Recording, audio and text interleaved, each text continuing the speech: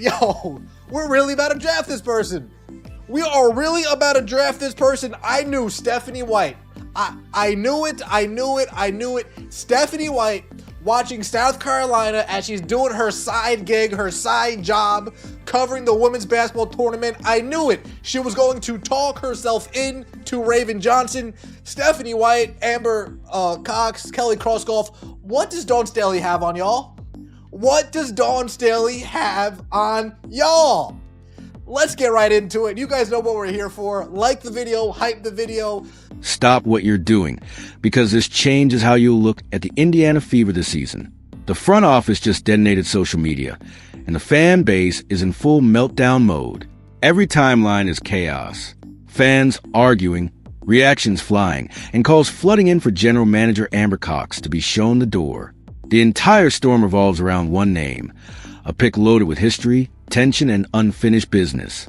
With the 10th overall selection in the WNBA Draft, Indiana chose South Carolina point guard Raven Johnson, the same player who once found herself on the wrong end of a national spotlight moment involving Caitlin Clark, the same player who battled through intense criticism, regrouped, and later returned to help shut down one of the most dangerous scorers college basketball has ever seen on the biggest stage. Now she's joining forces with Clark, and the internet cannot handle it. This isn't just another draft pick. It's a storyline that feels scripted. To understand why this moment matters, you have to rewind to March 31st, 2023, Final Four in Dallas. Undefeated South Carolina, 36-0, defending champions, overwhelming favorites, walking in with complete control. And then Caitlin Clark took over the night. She poured in 41 points, knocked down 5 threes, added 8 assists, and turned the game into a personal showcase, flipping expectations upside down and creating a rivalry moment that still echoes today.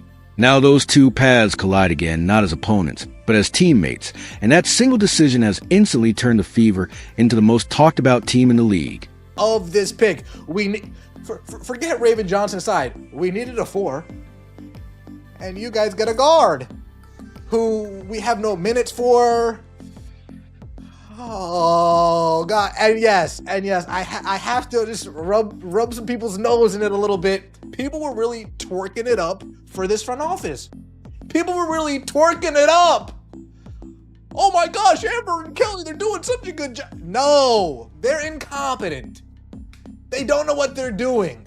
Caitlin Clark, get away from Indiana. Right in the middle of that chaos, early in the first quarter, a moment unfolded that followed Raven Johnson for the next year. She brought the ball to the top of the arc, and Caitlin Clark, who was supposed to be guarding her, didn't step up.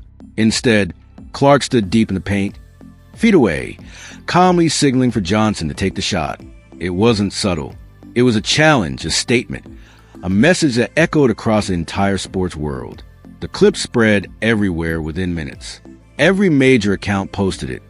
Debate shows dissected it, and social media erupted. The criticism that followed went far beyond basketball, turning into a wave of harsh commentary that no young athlete should have to endure. Johnson later spoke about how difficult that period became, how she withdrew, replayed the moment over and over, and leaned heavily on teammates who checked in to make sure she was okay. Think about that for a second. A 5-star recruit, one of the top players in her class, a McDonald's All-American expected to lead the future of South Carolina, suddenly defined by a single possession. But she didn't walk away. Instead, she responded the only way competitors do, by rebuilding. The work happened quietly, away from cameras, in empty gyms and long nights. She reshaped her game, elevated her confidence, and transformed her perimeter shooting from a weakness into a strength, raising her three-point percentage from the mid-20s to the high 30s.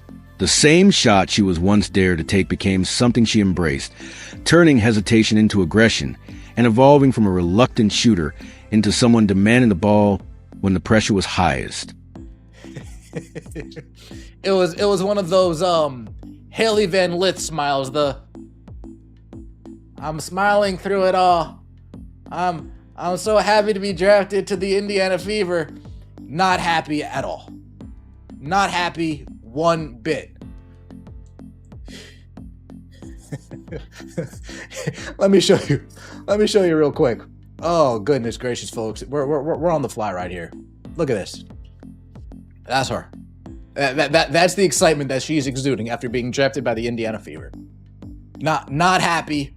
Then came April 7th, 2024, the national championship, South Carolina versus Iowa, Clark versus Johnson. The entire spotlight locked in again. Clark exploded early, dropping 18 points in the first quarter and pushing Iowa to a double-digit lead that made it look like the game might be over before halftime. South Carolina looked rattled until Dawn Staley made the move that changed everything. Raven Johnson became the primary defender. From that moment, the momentum flipped, the rhythm vanished, the clean looks disappeared, and Clark went from unstoppable to fighting for every inch, finishing just 5 of her next 20 attempts with only 12 more points the rest of the night. Johnson pressured every dribble, jumped passing lanes, forced mistakes, and turned defense into fuel as South Carolina stormed back, took control, and closed out an 87-75 win to cap a perfect 38-0 season. When the confetti fell, Johnson stepped to the mic and delivered a message that felt like closure to a year-long battle. The comeback was complete. Fast forward to April 13th, 2026, WNBA Draft Night in New York. The Indiana Fever sit at pick number 10, fans watching everywhere, anticipation building, and then the announcement drops, Raven Johnson. The arena erupts, but online the reaction splits instantly. Questions flood in, arguments ignite, and the history between Johnson and Clark gets dragged back into the spotlight. Some fans call it risky. Others call it confusing, and many wonder how two players tied to such a defining moment will share the same locker room. But here's the reality. This move isn't chaos, it's calculated. Indiana already had offensive firepower, already had scoring punch, already had creators. What they lacked was perimeter resistance. Someone who thrives in pressure. Someone willing to take the toughest assignment and change the tone.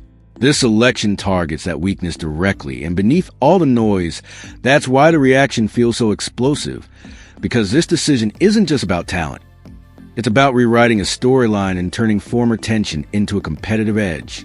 See, they're about to turn off the replies, they're gonna turn off the quotes. We have to get this done now. The reaction from Beaver fans, we have to get this done now, because by the time the morning comes around, the replies are gonna be shut off, I'm sure. It's going to be shut off. They're going to take this down. Something fishy is going to happen. So we need to make sure we cover this immediately.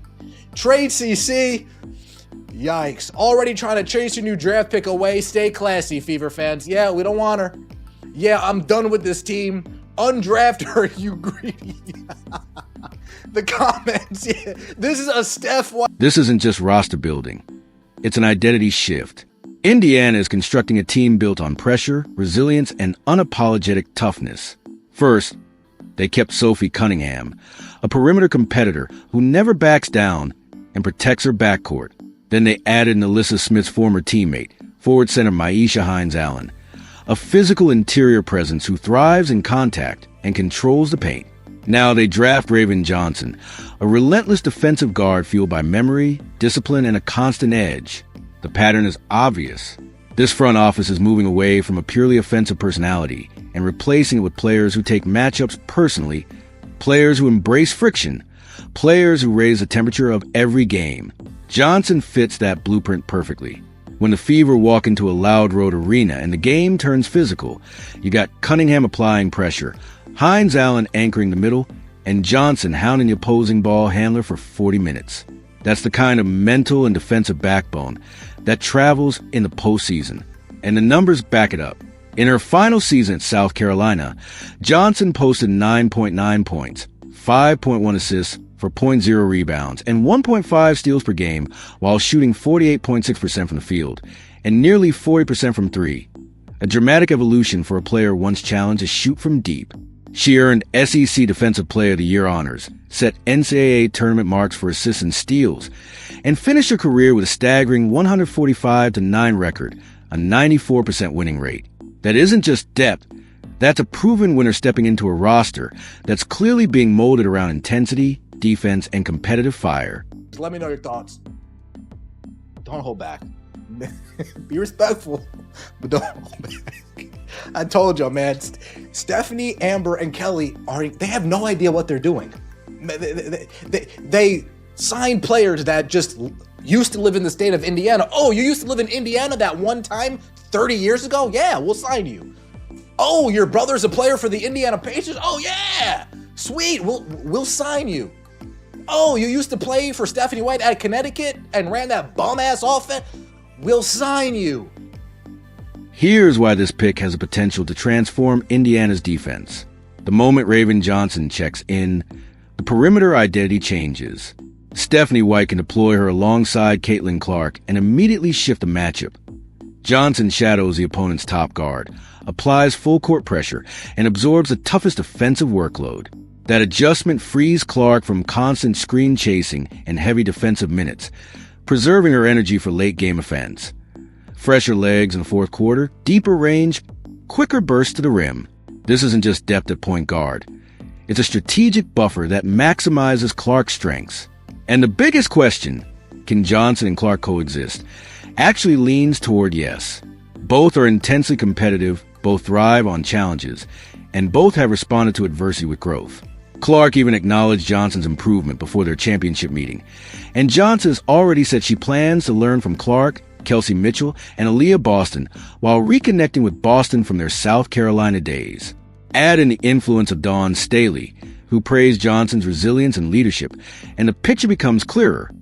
This is a player defined by persistence, from recovering after an early ACL injury to reaching multiple Final Fours, winning national titles, and earning a top 10 draft election. That mentality fills a real need. Indiana doesn't just require more scoring. It needs a relentless defender who embraces the hardest assignment every night.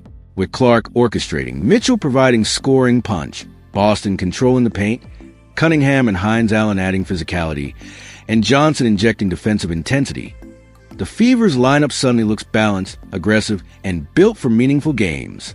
If Johnson delivers the way her track record suggests, this selection won't be remembered as controversial.